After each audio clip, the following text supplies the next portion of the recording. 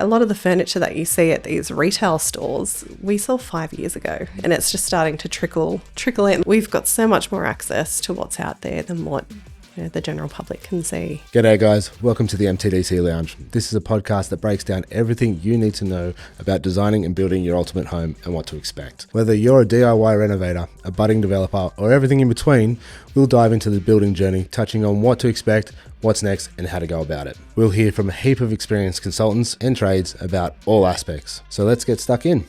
Welcome to the Lounge.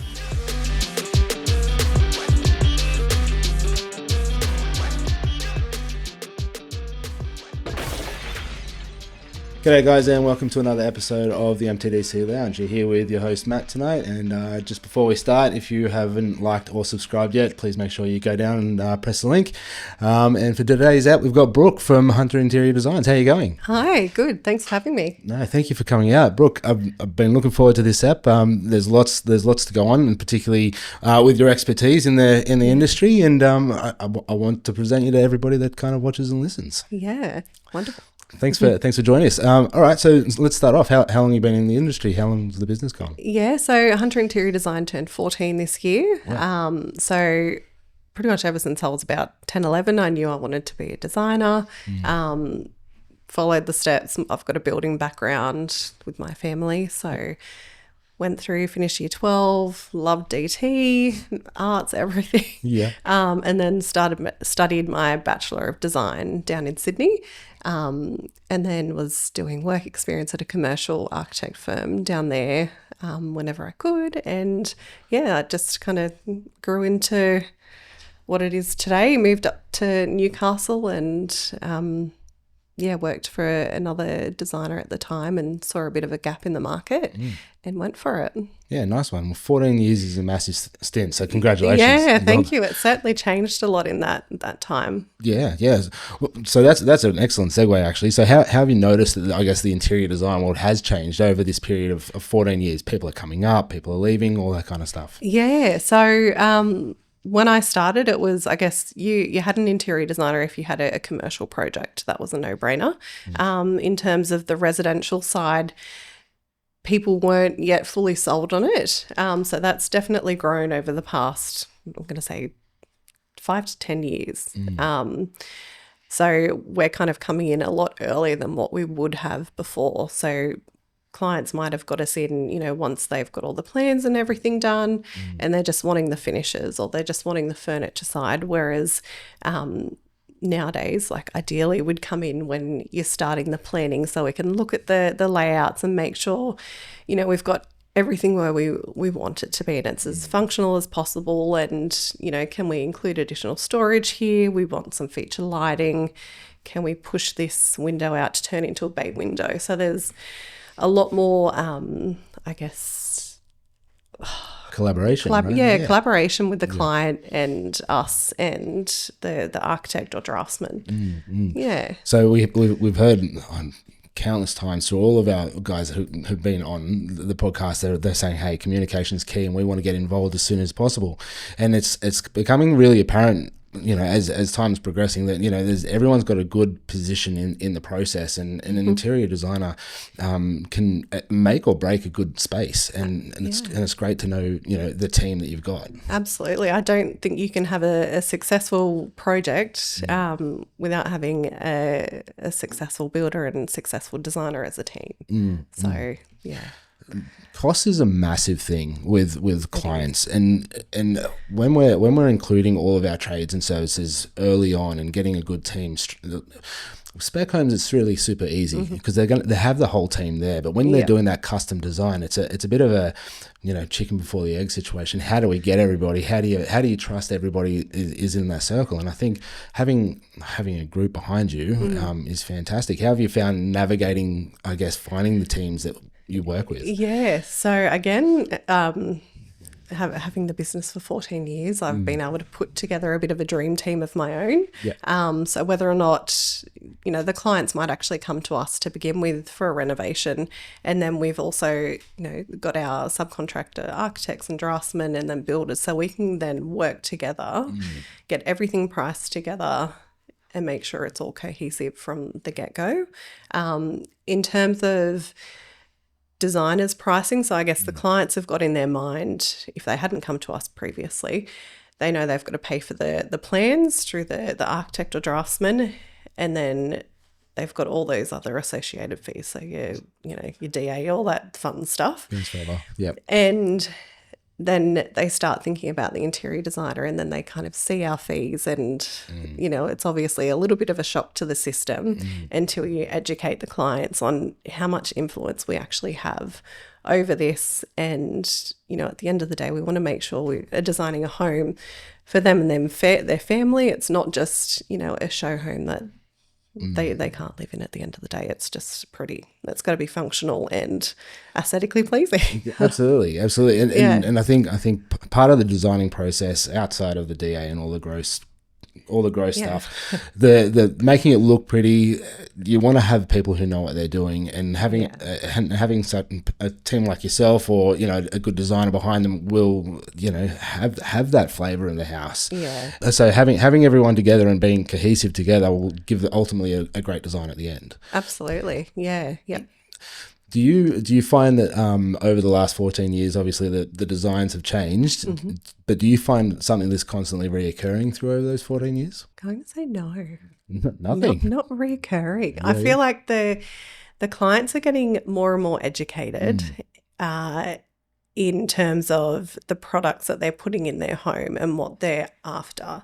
And then I guess my role as well is educating them on what products fit best for them and their family, or how they'll live in the home, and how long that product will last. So ideally, when I'm designing a home, I'm not designing it to last 5 to 10 years. I want it to last 100.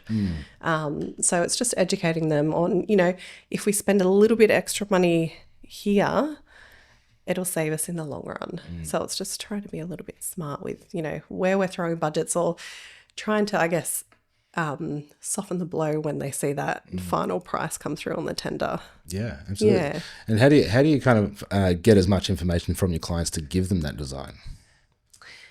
We start off with that, I guess, initial consult where we put together a brief.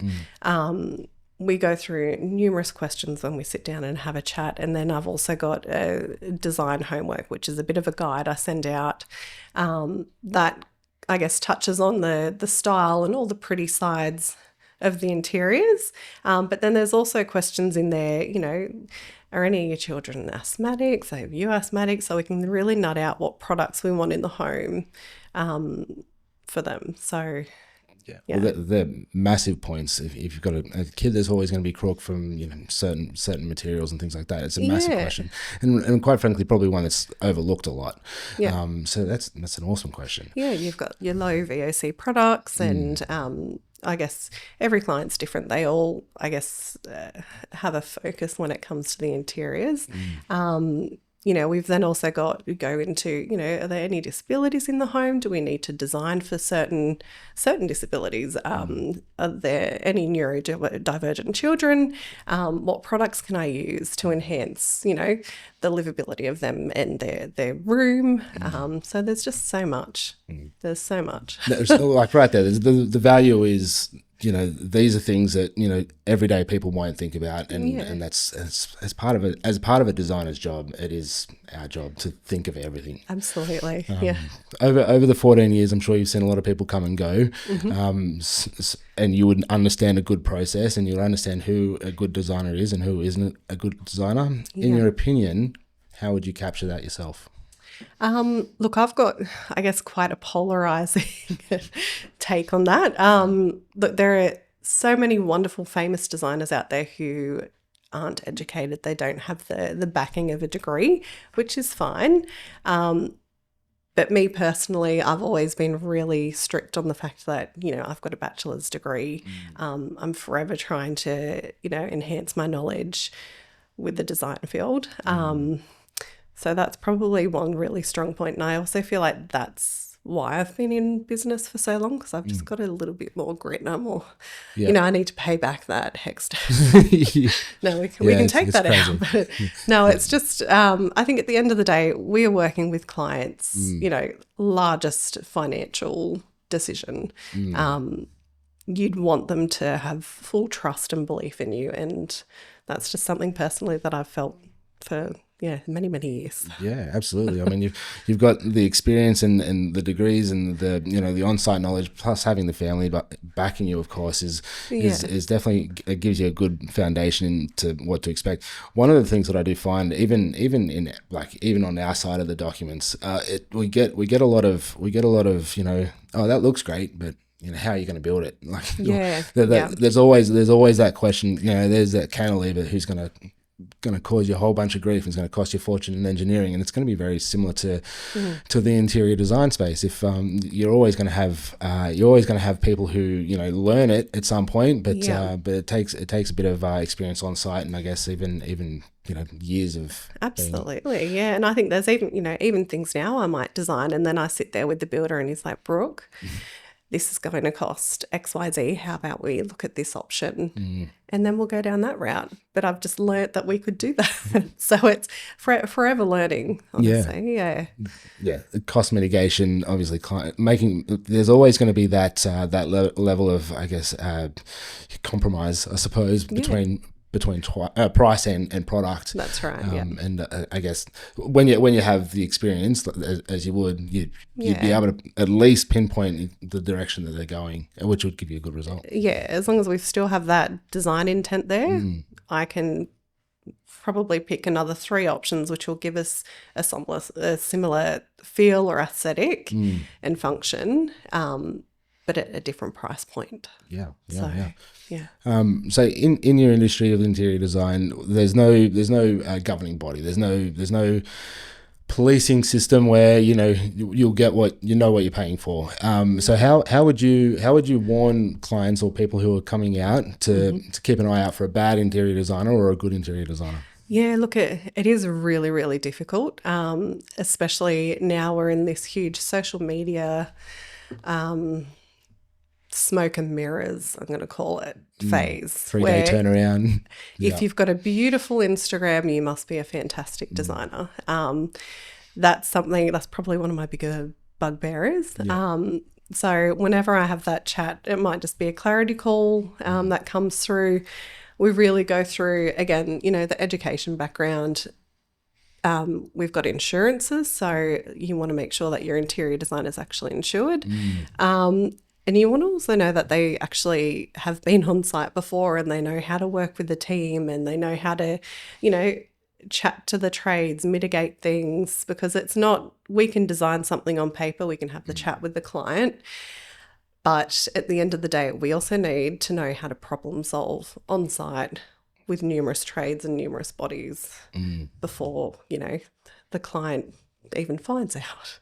So it's like we need to mitigate little fires and just and there's things like coffered ceilings, recessed spaces, there's curtains and blind location. I've found out myself personally firsthand, like a blind location is it can make or break a room as well. And you just don't think about these things, and I'm guilty of it. When I was building my own house, I was like, I don't need an interior designer. I'm fine. Like, I do this for a living. But 20 years in the industry myself, and I still forgot stuff. And like I can look back, and if I had that interior designer behind me the whole way, it would have been totally fine. And there's so many different layers to the plans as well. That, like you said, maybe that could have been something that we saw on the plan. We could have shrunk a window size or moved a window, or just made sure we had enough room. If you're dead set on having shears or a certain type of window furnishing, we'd be able to get that down on paper first. Paying attention to those little things. I mean, motorized curtains and things like that. They need to have a motorized box, and there's just so many steps. To colors work. Do you assign colors to certain rooms? Do you have a specific flow of the way you design your colors? Look, every project's different. However, I'll always start with the flooring selection. So the largest flooring for the main areas, that would be my very first selection, and then I build floors up pretty much. If we've got any feature ceilings, so you mentioned coffered ceilings, I've done one of those and it's stunning. I'd love to do more. But that was something that we had in a renovation. So that wasn't, we had to design, I guess, within the guidelines of that room instead of being able to design the coffered ceiling on plan before and then, cut it out. So you mentioned that you work from ground up and work with the floors up. Yeah. Is there common mistakes that people usually make when they go to do the designs if they don't follow, I guess, your process? So in terms of like your material selections, for example, I call it, I guess, isolation selection. So they might go and have a look at flooring one week, but then, you know, they've found a beautiful picture of a bathroom, so they're going to go and pick a floor tile, and then it might be 3 weeks later they'll pick tapware, but now they're second guessing, you know, the very first selection, and it just gets muddled. It's not cohesive. You just need to have it all designed at once, making sure everything's cohesive. All the rooms talk to each other. They don't have to be the same, but as long as they talk to each other, that's pretty much the ultimate. Do you get like a whole mood board together? So do you get so I guess when you're doing the designs, how do you tie those rooms in for the clients who don't know what to expect? So we get all of the material samples. So we'll have the plans there and the elevations. So bathrooms, kitchens, we'll have all the elevations there. And then we'll have the physical samples of all the materials for each space. And as soon as we lay that out on a table, they can see straight away how that talks to each other. Yeah. Do you see much value in the big warehouse floor plan walkthroughs? Yes. Yeah, you do. I really, really recommend that. I've done it myself personally for a project of ours. I think it's fantastic for clients and husbands who don't have I guess, is it spatial awareness? Yeah. Yep. There's that. Yeah. Or visual people. Just walking through rooms and being able to visualize, you know, your bedroom size. So I've had a few clients who have based their floor plans off like project home floor plans, and we've kind of gone through it all, and I've figured out, you know, you want a super king size bed, and your bedside tables are a lot bigger than what were drawn in here. So we really need to extend this room by at least like 1.5 meters. Yep. But it's not until they kind of put the plan on the ground and walk through it where they actually start to piece these things together that I've told them. Start understanding it's a little bit pinchy. Yeah. So that's fantastic. And again, they've also do the elevation. So you can see the full facade. You can also see, you know, your kitchens and your bathrooms, getting the right heights for your kitchens as well. We don't have to do we custom design all of our kitchens, so it's not a stock standard height. So if you are taller, we can design them a little bit higher. Just getting, all those little finicky details are really good. So I highly recommend that service. Yeah. No, well, I haven't had the pleasure of using it just yet, but I think it'd be absolutely amazing, and that's just what I thought. Yeah, it's fantastic. Yeah. G'day, guys. Just quickly, if you're finding this podcast info relevant to you, then I'd like to quickly talk to you about what we do at MT Design Collective. You hear us talk all the time about the importance of solid, detailed home design practices, so that you're not left with extra fees, delays, or unexpected costs in building your ultimate home. Here at MTDC, we design homes and provide plans that builders love to build and councils love to approve. If you're looking at a renovation, a new build, or alteration, then we'd love to help you work out the next steps forward. Book a free, no obligation chat with us, and we'll come out to your site, as it's the only way to truly get authentic, no bullshit advice. Link is in the show notes. Okay, back to the show. So one of the biggest questions that we get while we're doing all the designs is how much is it going to cost? Having the experience that yourself does, you would have a good indication of, you know, what an expected cost would be, you know, for, I guess, the layout and the furniture design, or even the design itself. Yeah. So our design fees are obviously, tailored to each project. However, a good indication, if we're doing a new build or a renovation, our design fees, I guess, start at that kind of 25 grand mark, and that can go right up to about 150, depending on how detailed and the square meterage and the size of the home. That also gets us on site as well for those key crucial stages with the builder, and a few meetings as well. So that's our design fee side for your new builds and renos. In terms of the furniture and styling, again, they're all different. We tend to work out how many hours it'll take us for each room, and then that's just based off our hourly rate. I guess a good starting point as well in terms of furniture and how much does it cost to furnish an entire home from scratch is a question we get asked all the time. So I tend to say if we're furnishing an entire home, you'd be looking at least that kind of 80 to 100 grand mark as an entry point. Yep. And then that can go up as far as it needs to. As much furniture as you need, right? Yeah, that's right. So that's, I guess your starting point there. But, if we're wanting heirloom pieces and custom dining tables and like we could have a $50,000 dining table. So it depends on what clients we've got. Yeah.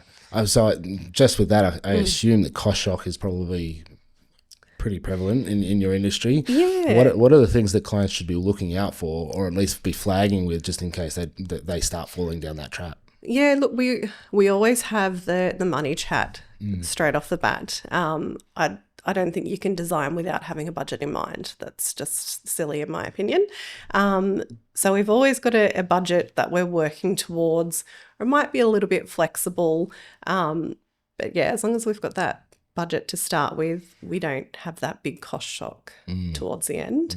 But yeah, we've got clients who, really want those custom one-off pieces that, their friends are going to come over and they're not going to see at Freedom or any of these retailer showrooms. Yep. I guess the other added bonus of having an interior designer do all your furniture and furnishings is you've got access to trade showrooms and like a lot of the furniture that you see at these retail stores, we saw 5 years ago, and it's just starting to trickle in. Like your Taj Mahal, for example, like I did a kitchen 5, almost 6 years ago in that, and now it's just everywhere. Yeah. So it's, if you're really wanting something that's like unique and your own, like everybody else. And ahead of the curve, right? And ahead of the curve, yeah. And not that we design to trends, it's just we've got so much more access to what's out there than what the general public can see.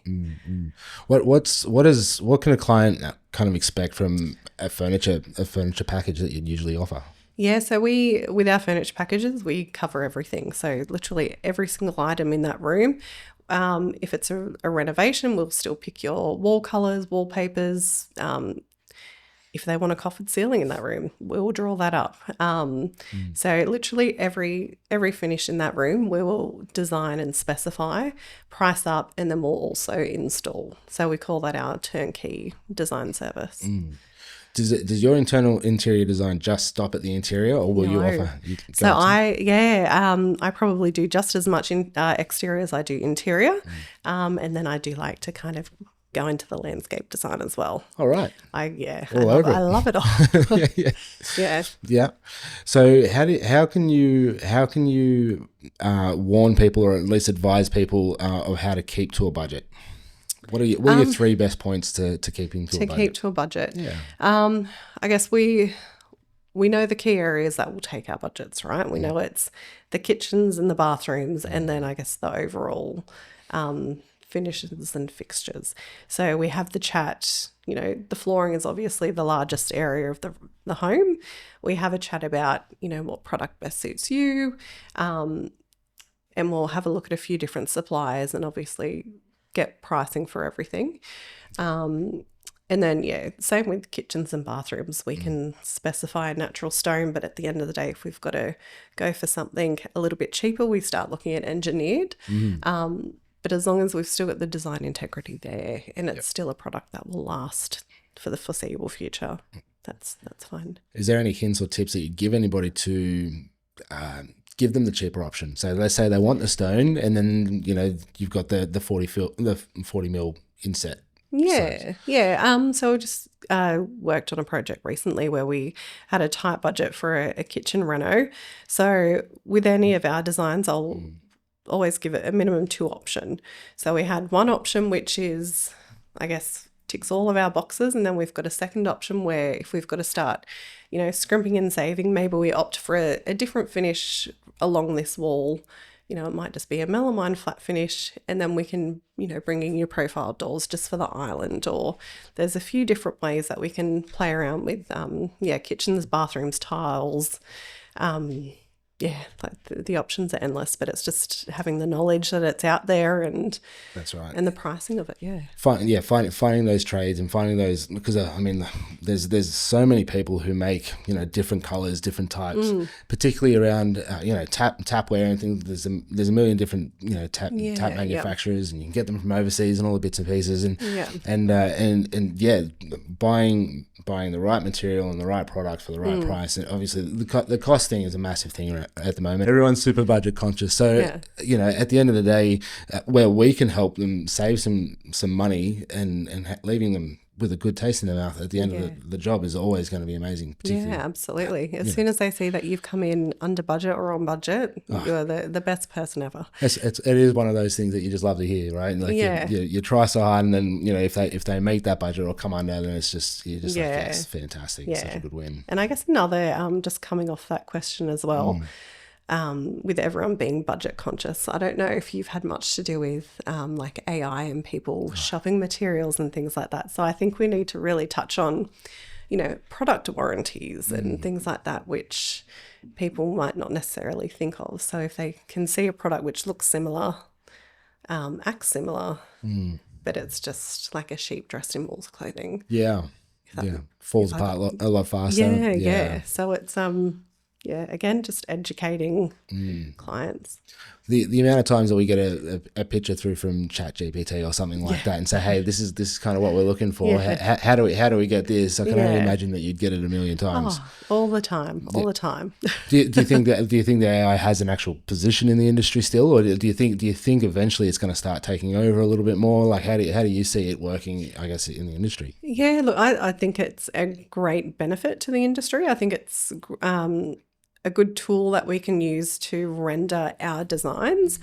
I don't think it has great design capability itself at the moment. It obviously is going to change, but I don't think we'll ever be replaced, and it obviously can't get on site and it can't do installs. So well, it doesn't have that human touch, and I guess it doesn't take the little nuances that is family, and I guess the kids of the crook, or all those bits and pieces. So now that we've got to, I guess, how much to expect for the budget, where would you expect people to save the money if they were trying to save the most? Obviously the wet areas and the bits and pieces, but how would you encourage people to save money through those spaces? So again, it'd come down to your materials and then the design itself. So the layout, coming back to your kitchens again, there are numerous different, I guess, fittings and fixtures that you can put within cabinetry that we can start playing around with.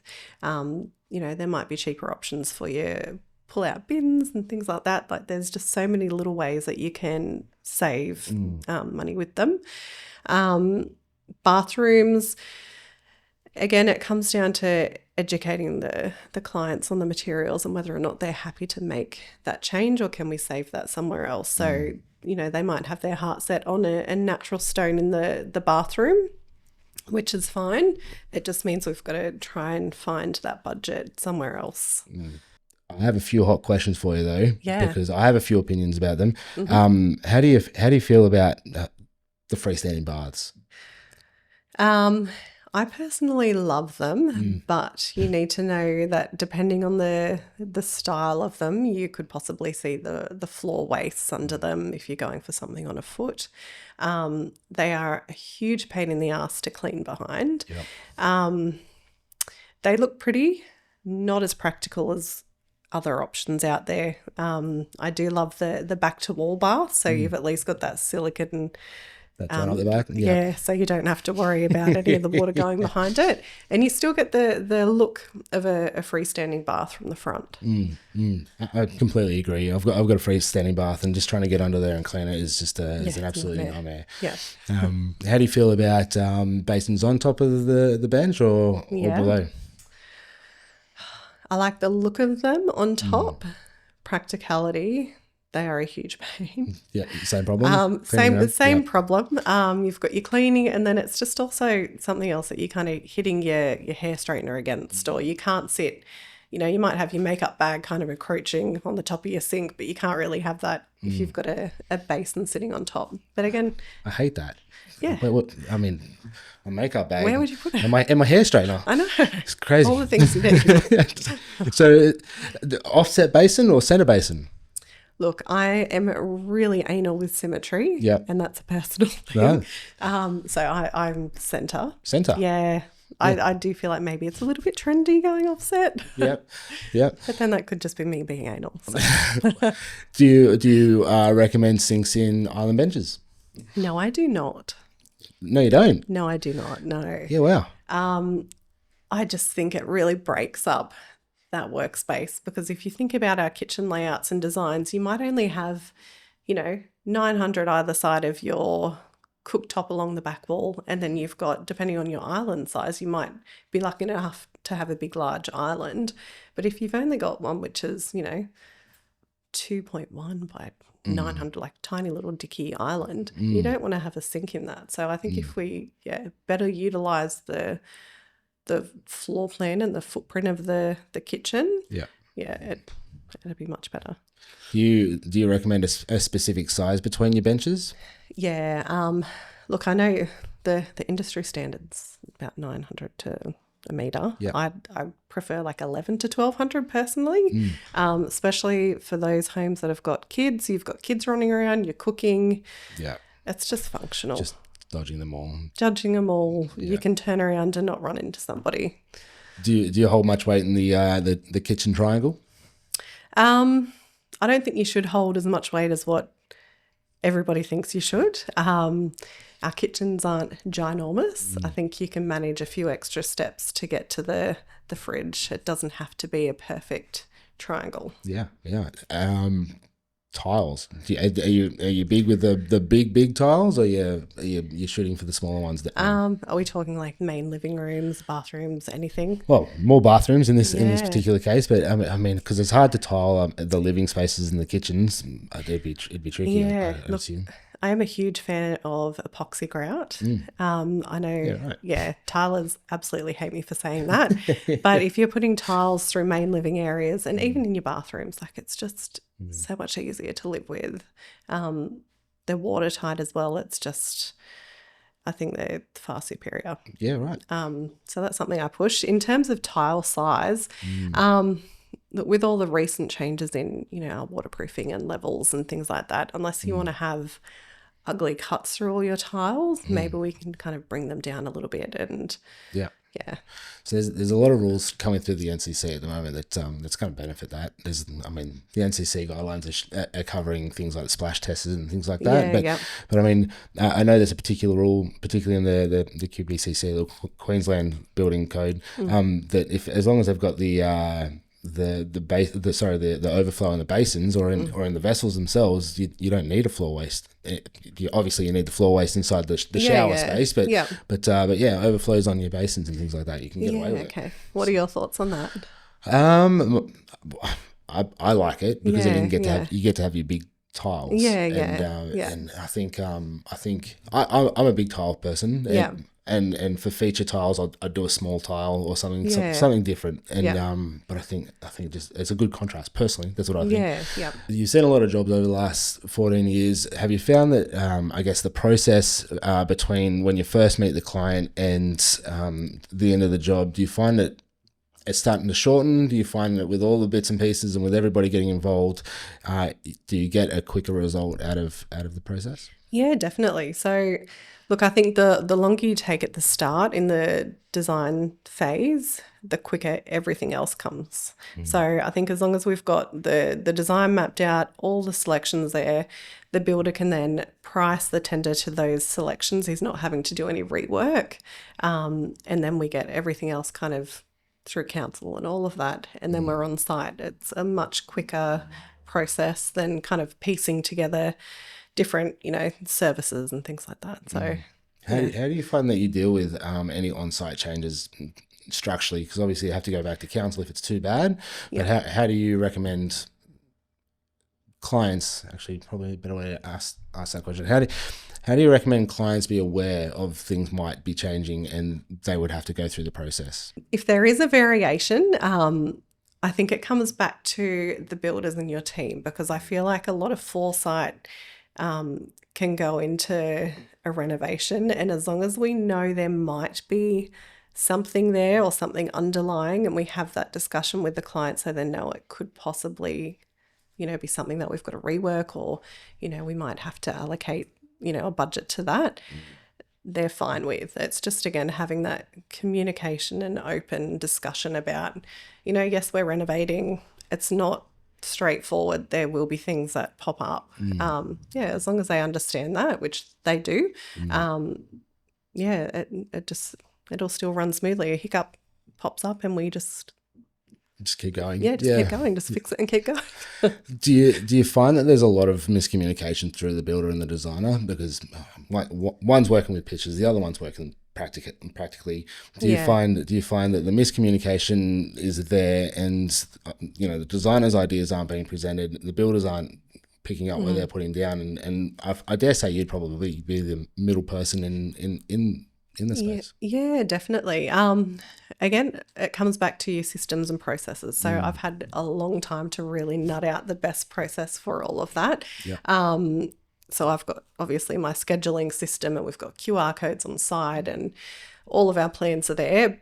But I will still, even though we've got everything drawn up, the schedules are there, we've got elevations, I'll still make sure I'm on site for any of those crucial, like plumbing, like rough ends, any of that. Because, just like with your renos, there could be something where we've got to shift it. And my lovely builders will always ask me whether or not that's okay, or if we've got to try and tweak something else to make it work.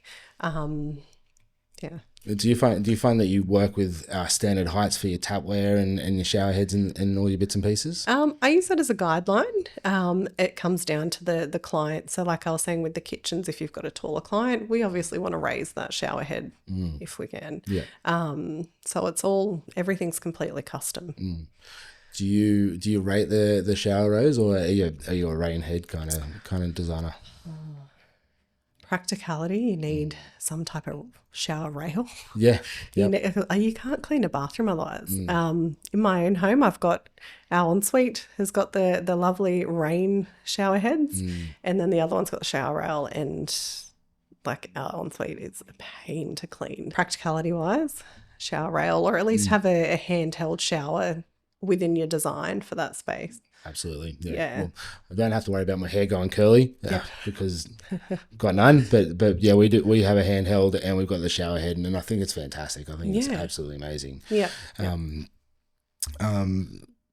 Now you mentioned earlier at the start that you want to design for how you live, and how would you expect your clients to understand how they live, and how can you design for it if they don't know? That's where I guess our initial consult comes in, and we put that brief together. So it's all the questions I'm asking them. It's not just, how they live. Are they working from home? What sports do the kids play? Do we need to look at a mud room?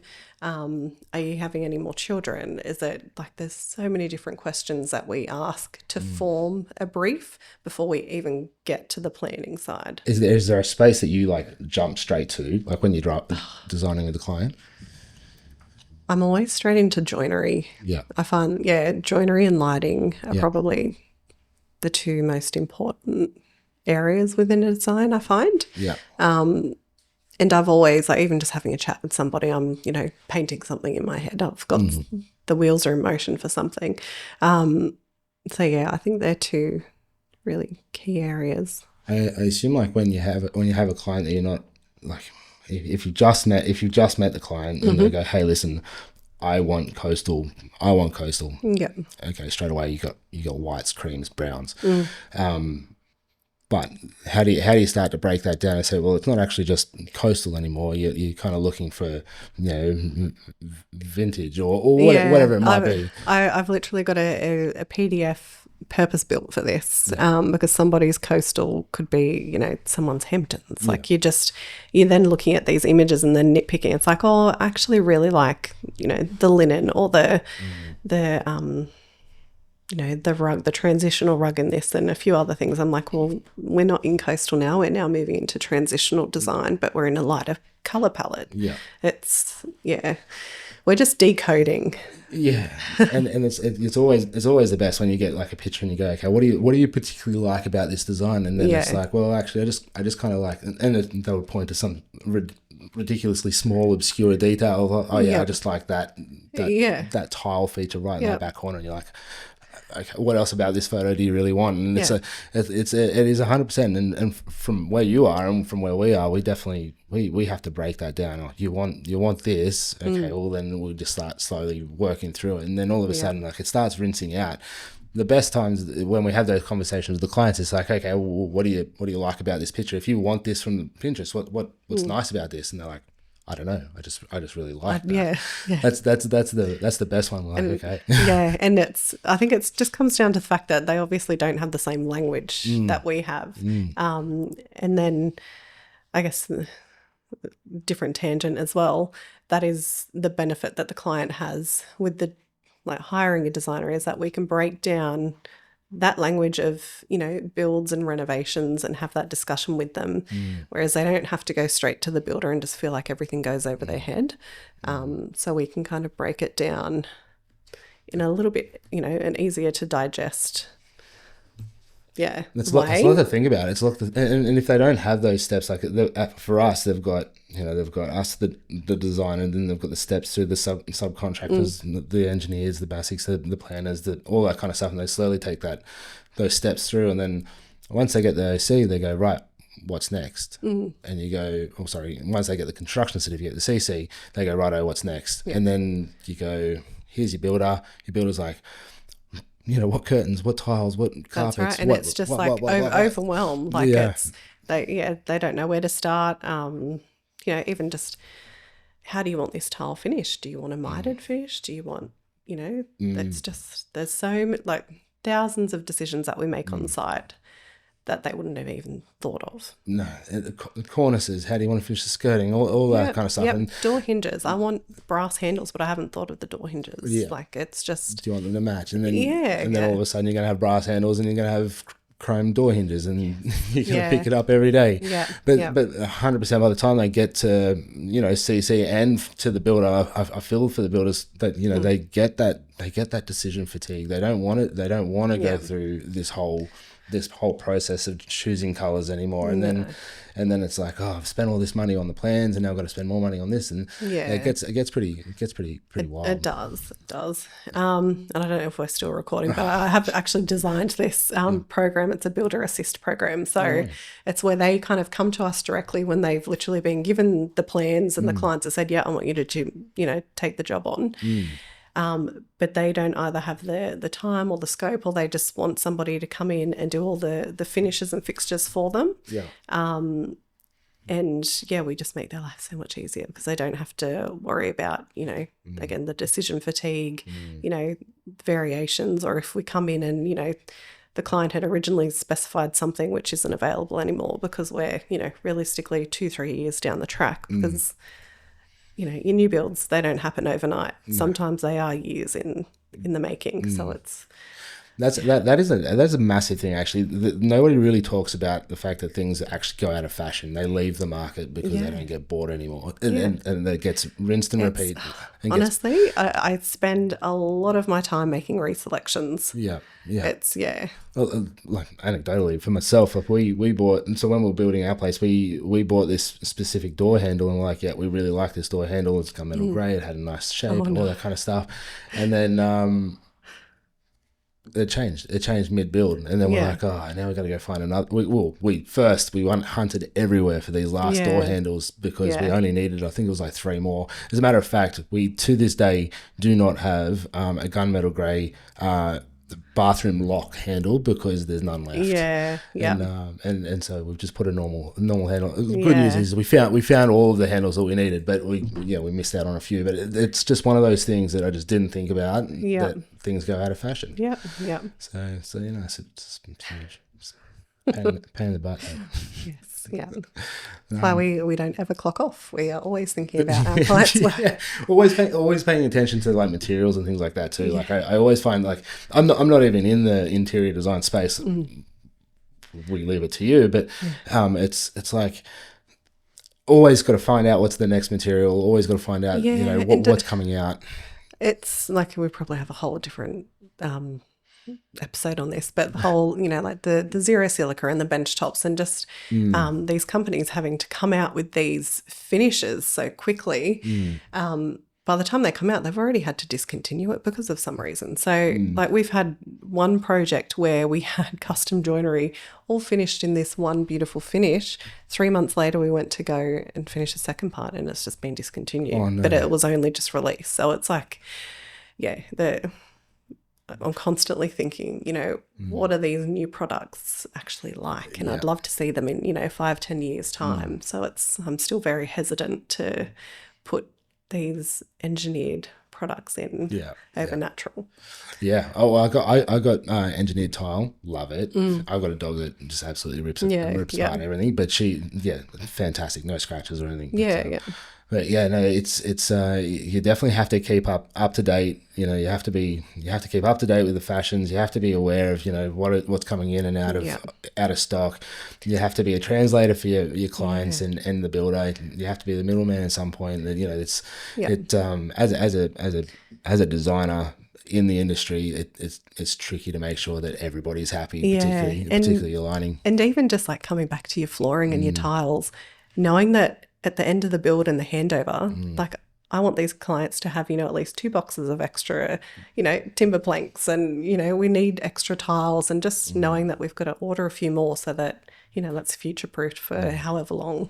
Yeah. It's just so many decisions. Tiles break. Yeah. We've replaced already 2 of ours. And it's, if we didn't have the extra boxes, we would have been in trouble. That's exactly right. And these are just things that you just don't think about it until it's too late. And that's why you get people like yourself. Yeah. Awesome. Well, thanks heaps, Brooke. I really appreciate it. Yeah, thank you. It's been great. There you go, guys. Brooke from Hunter Interior Designs. Thanks very much for coming out, Brooke. I really appreciate it. Thank you. Guys, if you haven't liked and subscribed yet, please press the link down the bottom. Make sure you share it and keep an eye out for more eps. Have a good one. Thanks for listening to this week's ep of The Lounge. To make sure you don't miss out on the next episode, hit subscribe. We'd love to get the message out to more homeowners like you. Make sure you leave a rating and a review, and we'll see you on the next ep.